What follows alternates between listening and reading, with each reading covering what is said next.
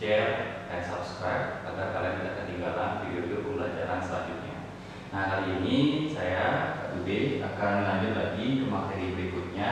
Ini kita akan bahas tentang topik kelas 11 semester 1. Nah, jadi beda dengan kelas dulu, kelas 11 itu agak sedikit naik level lagi satu tingkat. Kita akan bahas tentang bab 1, yaitu tentang dinamika rotasi dan kesetimbangan benda tegak.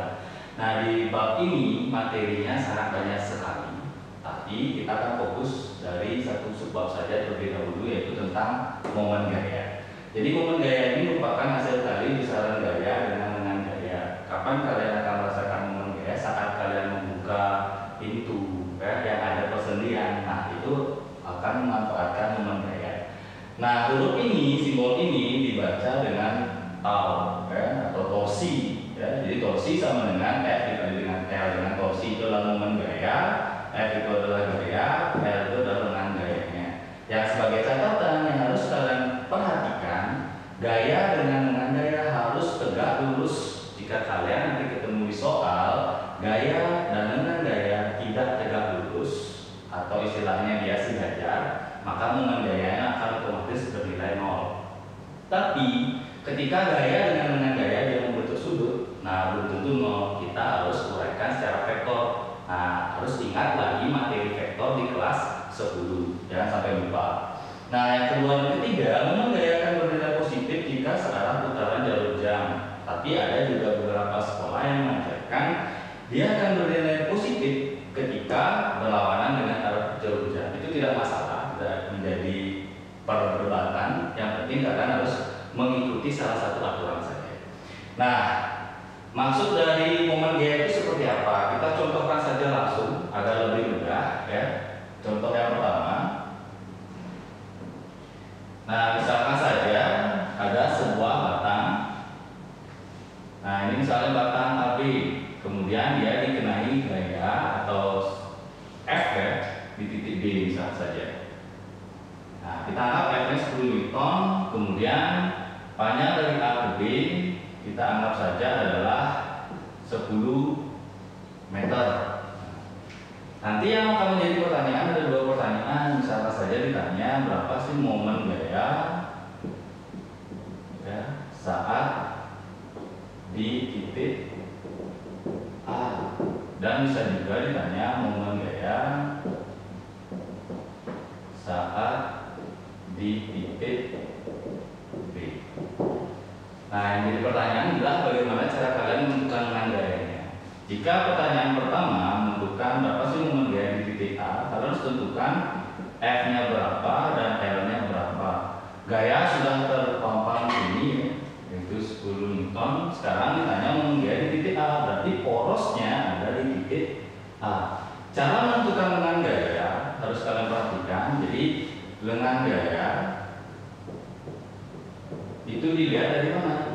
Jarak dari gaya ke poros.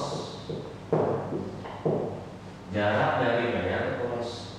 Nah, gayanya kan di sini ya. Sekarang porosnya di A, berarti jarak dari F ini ke A adalah berapa? 10 meter. Berarti lengan gaya yang digunakan adalah 10. Maka 10 kali 10 jawabannya adalah 100 meter. Nah, terus bagaimana dengan hal positif dan negatif? Nah, sekarang kalian perhatikan. Nah, gayanya kan ke atas. Cara menentukan arah putarannya, kalian bawa gaya menuju titik atau poros tersebut. Karena gayanya ke atas, dia akan memiliki dua arah nih, bisa ke titik A melewati atas atau bisa lewat bawah. Kalian tentukan yang mana jalan tercepat. Apakah dia lebih cepat di atas atau di bawah? Tentu lebih cepat menuju titik A dari atas. Sehingga kalian teruskan, maka putarannya menjadi berlawanan arah jalur jam, sehingga hasilnya harusnya negatif. Nah, itu dengan arahnya, karena momen gaya itu adalah vektor. Nah, tapi ketika ditanya berapa sih momen gaya di titik B, jadi sama FB dikali LB. Nah, gaya tetap sama, tapi sekarang porosnya ada di titik B. Nah, untuk menentukan lengan gaya gimana? Jarak dari gaya ke poros. Karena porosnya di B, gayanya di B, apakah ada lengan gaya di sana? Tentu saja tidak ada jarak, maka momen gaya di titik B adalah 0. Kesimpulannya apa?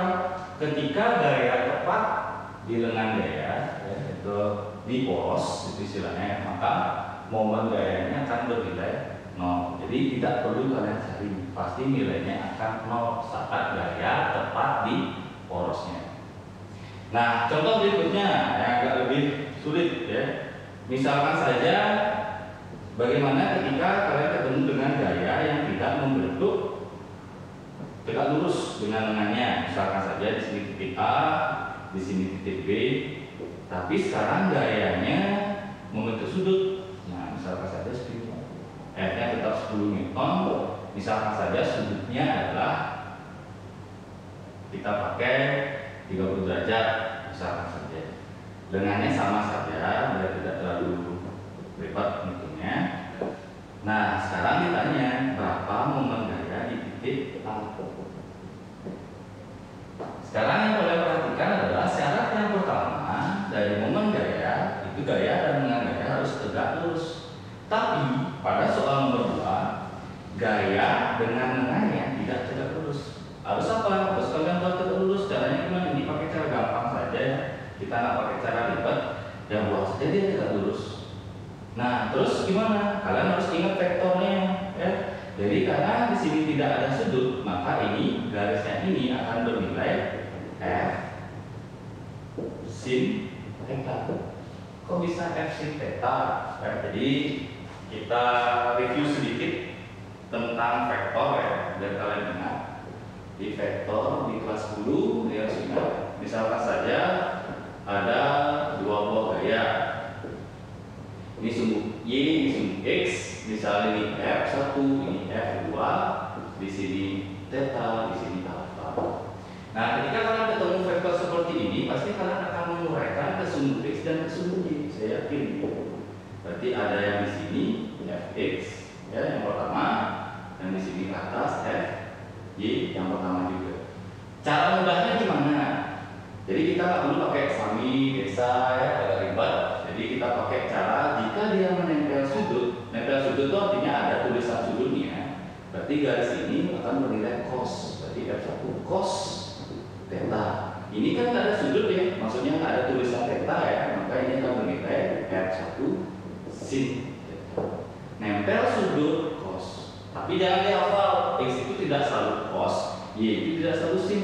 Kita buktikan dengan di sebelahnya. Misal F2 ini kita uraikan, berarti kan ada nilai Fx yang kedua dan yang di sini ada Fy yang kedua.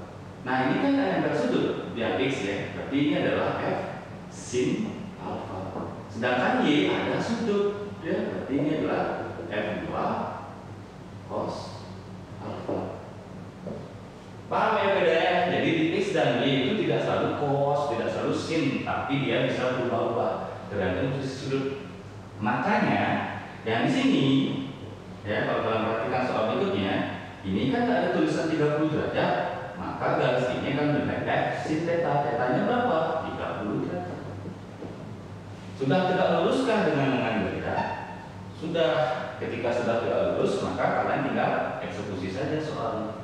Jadi momen gaya A sama dengan F sin 30 derajat dikali dengan lengannya. F-nya adalah 10, sin 30 adalah setengah, lengannya adalah 10. Maka hasilnya 50 Newton meter. Arahnya gimana? Sama seperti tadi, gaya karena ke atas berarti bawa ke sini atas atau bawa ke bawah. Jadi ada dua pilihan ya. Jadi tentu saja lebih mudah atau lebih singkat menuju ke atas, maka arahnya adalah berlawanan arah jarum jam. Tandanya negatif. Nah, itu jika satu gaya. Terakhir ya, biar lebih fokus, kita coba dengan berbagai banyak gaya, kan? Nah, misalkan saja seperti ini, ada titik A, titik B, titik C. Nah, gaya banyak sekarang yang berbagai macam gaya. Nah, misal sini. Ini F1 nya misalnya 5 Newton, F2 nya misalnya adalah 10 Newton, F3 nya adalah 6 Newton. Misalkan saja jarak dari A ke B misalkan 4 meter, jarak dari B ke C C misalkan saja adalah 6 meter, misalkan saja. Ini sudutnya adalah 30 derajat, misalnya yang sini adalah kita samakan saja 30 derajat. Boleh dengan sudut yang lain, tergantung soalnya. Nah, ditanya resultan momen gaya di titik P. Misalkan saja di titik P. Syarat pertama apa? Kamu harus membuat semua gaya-gaya itu tegak lurus. Yang di B, F3 sudah tegak lurus kan, berarti dibiarkan saja. F1 belum tegak lurus, buat tegak lurus, uraikan di sini. Ini nilainya. Oh, nggak ada sudut, berarti ini F1 sin 30 derajat karena tidak nempel sudut. F2 juga menguraikan ya, agar tegak lurus, berarti ke sini dia. Oh, nggak ada sudut juga di sini, berarti ini adalah F2 sin 30 derajat. Intinya kalau nggak nempel sudut pasti sin. Tapi kalau misalnya kalian cari yang ini, nilainya pasti F1 cos 30 derajat. Tapi dia kan tidak tegak lurus, maka ini tidak usah dicari. Cukup kalian cari yang tegak lurus saja. Sekarang pertanyaannya adalah di titik B. Nah, di titik B itu kan ini ya. Jadi fokus putaran sini. Ingat di soal sebelumnya ini ya. Ketika gaya dengan gaya atau dengan poros itu searah atau di titik yang sama, maka momennya 0, berarti nggak usah dicari. F3 itu tepat di titik B, berarti nggak usah dicari momennya. Berarti kita fokus ke F1 dan F2 saja. Berarti resultan momen gaya di titik B adalah F1 dikali dengan lengannya, tambah dengan F2 dikali lengannya. Tapi sebelum itu kita tentukan dulu arahnya, apakah benar semuanya dijumlahkan atau ada yang dikurangi. Ini porosnya, berarti gaya yang pertama lebih dekat menuju porosnya lewat dari atas atau bawah. Tentu saja lewat atas kan, lebih dekat, maka putarannya searah ya terus. Ini memang positif di sini. Terus yang ini, yang F2 lebih dekat mana dari poros, dari bawah sini atau mungkin dia muter dari sini ke sini. Lebih dekat ini ya, berarti ini akan teruskan menuju titiknya. Searah juga, jadi memang positif keduanya, dijumlahkan saja. Tidak menutup kemungkinan soal itu ada satu positif, ada satu negatif, tergantung arah putarannya. Cari yang terdekat dari gaya ke titik tersebut. Nah, F1-nya nilainya kan 5 Newton ya, berarti F1 sin 30 derajat, lengannya ya, lengan 1 ditambah F2 sin 30 derajat kali dengan yang kedua ya. Nah, dengan yang kedua F1 nilainya 5 sin 30 setengah dengan 1. Lengan diukur dari mana? Dari gaya ke poros. Porosnya di B, berarti dari A ke B nilainya 4 meter, berarti lengannya 4 ya. Terus F2 nya 10 sin 30 setengah, lengannya berapa? Berarti dari F2 ke poros, berarti dari C ke B 6, berarti lengannya 6. Disederhanakan ya, 2 dengan 3 6 3, berarti 5 kali 2 adalah 10 ditambah 30, jadinya 40 Newton meter. Positif artinya searah jarum jam. Mudah ya. Yang penting kalian mengingat vektor itu harus diingat, dan syarat dari momen gaya ini ya, harus tegak lurus, searah jarum jam positif, berlawanan jarum jam negatif. Itu dasar yang harus kalian ingat untuk di materi kelas 11 semester 1 bab pertama. Dan masih banyak lagi materi menarik lainnya setelah momen gaya, dan pasti lebih sulit dan berat. Jadi sekian dari kakak. Terima kasih. Jika kalian suka dengan konten video kami, jangan lupa like, share, dan subscribe. Dan apabila jika ada yang ditanyakan, silakan tulis di